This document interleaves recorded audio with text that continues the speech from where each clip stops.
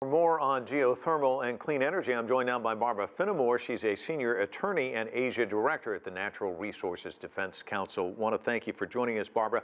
Talk to us about China's rapid development of clean energy technology. China is leading the world in wind power and solar energy and also electric vehicles. It invested more in renewable energy last year, in solar in particular, than the rest of the world put together. And China understands that clean energy is the biggest market opportunity of the 21st century.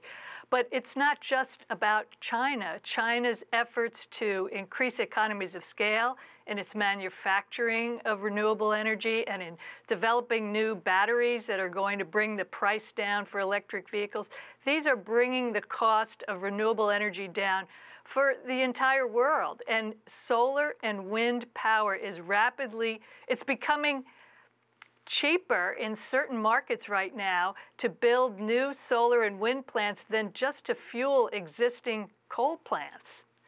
So, Barbara, can the country get a handle on its smog problem by increasing the use of these renewable sources? And how long a process would that be? I mean, it's reversing years and years of relying on coal. It may take a while, right?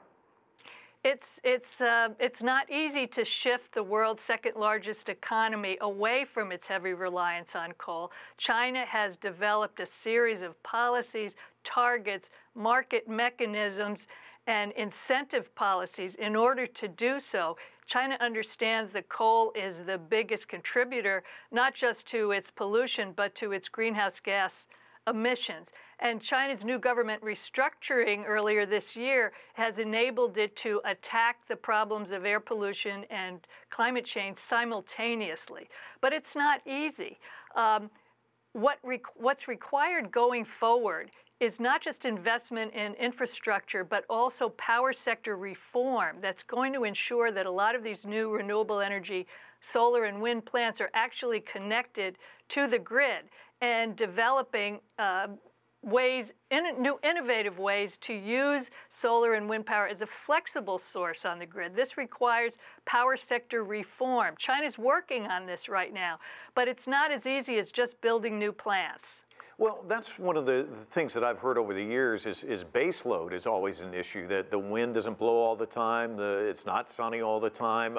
That's why there's been this reliance on coal. You can fire it up whenever you need to. How do you get around that?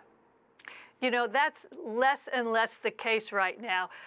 Research and studies and pilot projects are showing that solar power can be used as a flexible resource. You do not need to rely on baseload power such as coal any longer.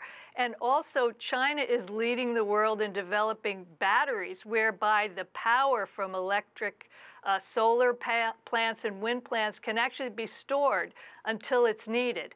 And my organization, the Natural Resources Defense Council, has also been working with local governments in China, particularly in Shanghai and Shenzhen, to develop models whereby the batteries in electric vehicles, China also leads the world in electric vehicles now. The batteries used in electric vehicles when they're charging can also store that energy. That can lead to another way to use renewable energy, not just when the sun is shining and the wind is blowing, but throughout the day. Very exciting developments in this area. And so innovation, reform, so that the rules for China's power sector no longer favor coal. These are the things that are going to enable China to really make that transition to a cleaner environment that depends on renewable and clean energy.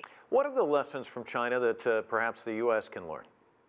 Well, one of the things is that China has developed a new Clean Air Action Plan for the next 3 years, and a lot of it involves like cracking down on factories that are not complying with pollution emission requirements. But there's really no need to rely so heavily on shutting down industrial production. What California has shown is that their experience over the last 40 years is that they've been able to build their economy up to where it's the 5th largest in the world, at a point where their per capita energy use has remained flat all these years through being more energy efficient, using energy more productively. Now, China has made great strides in energy efficiency. Some experts say that if they hadn't had all these developments in energy efficiency, they'd be using 3 times as much energy as they would have otherwise. But still, China's energy intensity is very high. It uses a lot more energy to produce one amount of product than the global average. So that's the situation for China to focus on, is how to use energy more productively. It doesn't have to be a choice between environmental protection and economic development. The two can and should go hand in hand. Well, we'll leave it there. Barbara Finamore, thanks so much for your analysis.